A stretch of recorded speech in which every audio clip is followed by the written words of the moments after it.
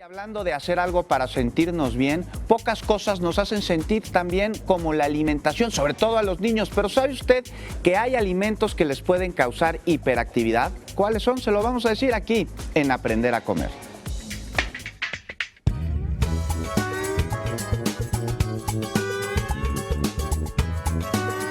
Maribel está con nosotros. Ella nos va a decir el día de hoy cuáles son los alimentos que pueden causar hiperactividad en los niños. Maribel, ¿cómo te va? Muy bien, gracias.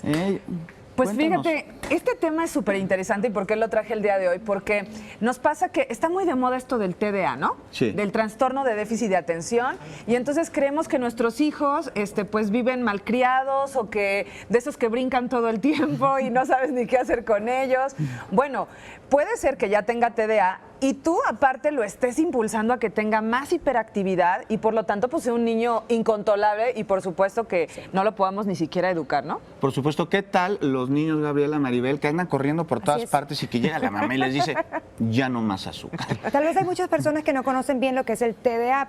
¿Podrías describirlo brevemente para que en casa, si hay un niño con este trastorno, lo puedan identificar? Mira, el TDA es un trastorno, como bien lo dice su nombre, de déficit de atención. No significa que esté como mirando a todos lados, pero es aquel niño que tú vas a diagnosticar a través de que no pone mucha atención, a lo mejor le está yendo mal en las calificaciones, le cuesta memorizar y tiene momentos como que se apaga y tiene momentos en que se enciende. Entonces, esto solamente un psicólogo lo puede detectar exactamente y para eso hay tratamientos, neurofeedback, feedback, toda esta parte donde trabajan con los impulsos nerviosos, principalmente pues de su cerebro. Entonces, ese es el primer paso que hay que hacer. No un niño malcriado o un niño brincolín necesariamente tiene déficit de atención. No se diagnostiquen, ¿no? Así es, entonces la alimentación juega un papel muy importante, porque si bien un niño es hiperactivo, con la alimentación podemos incrementar esta actividad.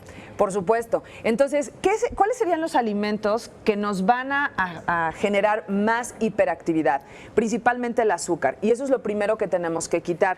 Porque el azúcar, acuérdense, lo hemos platicado aquí, que dispara esos picos de insulina, esa energía, y al rato va como ellos, ¿no? En sus emociones, en su cerebro, y hay que tratarlo de mantener en una línea completamente horizontal, de preferencia, ¿no? El otro sería los lácteos, y los lácteos y el gluten está comprobado que también nos generan esta hiperactividad. Entonces yo les diría, empiecen a bajar estos tres alimentos en la alimentación de los pequeños. Disminuirlos. Y cuéntanos, Maribel, entonces, ¿qué alimentos es recomendable estarle dando a los niños, sobre todo ahora que, bueno, están a punto de salir de vacaciones y a la alacena van y la atracan y por supuesto van a sacar de azúcares, azúcar, dulces, papitas y bueno, ¿hay a quien le gusta tener esos alimentos? Claro.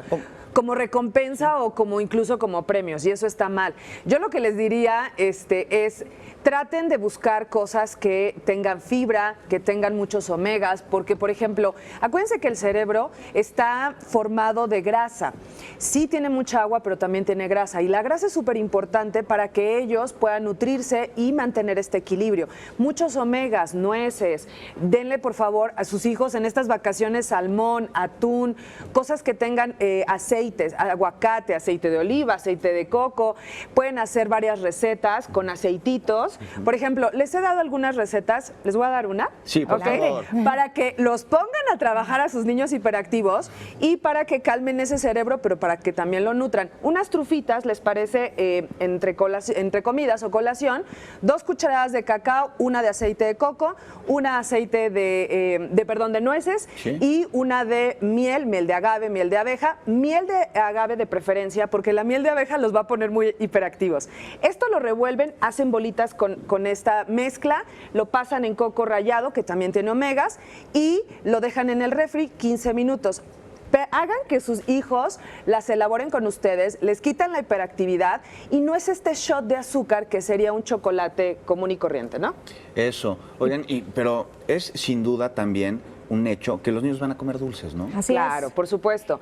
Y no se los debemos de privar, pero hay que moderárselo. Entonces, si yo ya sé que mi hijo tiene TDA, vayan moderando poco a poco y no le des shots de carbohidrato. Y lo hemos platicado aquí. Creemos que el azúcar solamente es azúcar de mesa, pero si tú le das un cóctel de frutas con un atole con avena, que es leche, avena, y aparte todavía le das un jugo de naranja, eso es lo mismo que echarte cucharadas de azúcar. Entonces, cuando piensen en azúcar, no piensen en azúcar de mesa. Exactamente. Todos los carbohidratos que le estás dando se convierten en azúcar. Tiene que ver también con el horario en el que consumen estos azúcares, porque supongo que en la noche ha de ser un desastre. Totalmente. Recomendación, a los niños en la noche no les den nada de con cafeína. Entonces, por ejemplo, un café, un té con cafeína, no le den nada con azúcar y mucho menos que tenga demasiada energía ese alimento, porque vas a volver a encender a su cerebro y bueno, le va a dar insomnio. ¿Por qué creen que los niños no se quieren dormir en vacaciones? Exacto. Pues porque están llenos de dulce todo el día, ¿no? Entonces, modérense y vayamos preparando la vacación. Oye, Maribel, ¿y qué nos dices de la pasta? Siempre recurrimos para prepararle de cenar, de comer a los niños, el facilísimo espagueti. El espagueti, ¿Es sí. recomendable? O la sopita de fideo, ¿no? Esa. Que nos pasa mucho de sobrecito. rica. Pero mira, la pasta es un carbohidrato. Entonces, los carbohidratos se van a absorber rápidamente y entonces vas a disparar su glucosa y vas a activar a su cerebro. Lo que tú quieres es apagarlo. ¿Yo qué les recomendaría?